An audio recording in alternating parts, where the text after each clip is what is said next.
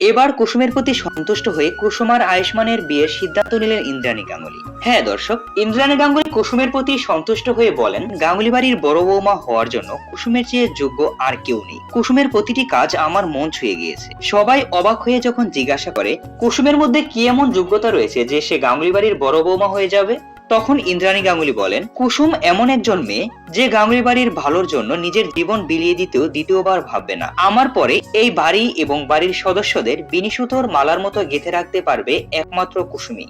ইন্দ্রাণী গাঙ্গুলির মুখে এরকম কথা শুনে কুসুম যেন আকাশ থেকে পড়ে। কুসুম বলে, না দেবীমা, আমি আপনার বাড়ির বড় বৌমা হওয়ার যোগ্য নই। এত বড় স্বপ্ন দেখা আমার জন্য যে পাপ। তখন ইন্দ্রাণী গাঙ্গুলি দৃঢ় কণ্ঠে বলেন, ইন্দ্রাণী গাঙ্গুলি কখনো ভুল সিদ্ধান্ত নেয় না। আমি যা বলি মন থেকে বলি আর সেটা করেই ছাড়ি।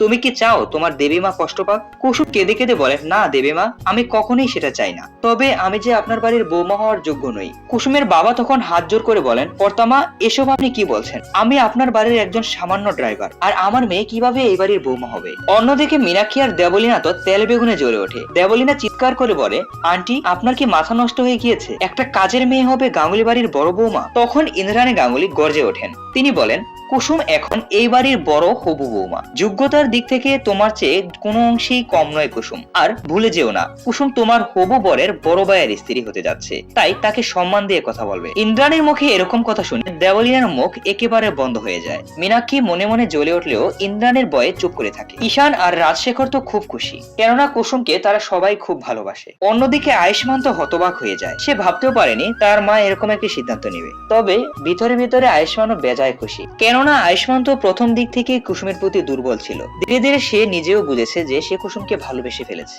তো দর্শক, খুব শীঘ্রই আমরা দেখতে যাচ্ছি কুসুম আর আয়ুষ্মানের বিয়ের প্রোমো। আপনারা কতটা এক্সাইটেড এই বিয়ে নিয়ে সেটা কমেন্টে জানাবেন। এছাড়াও মনে করুন, কুসুম গাঙ্গুলি বাড়ির বড় বৌমা হওয়ার পর নাটকের প্রোমোগুলো কেমন হবে সেগুলো দেখার জন্য আপনারা কতটা এক্সাইটেড তাও জানাবেন।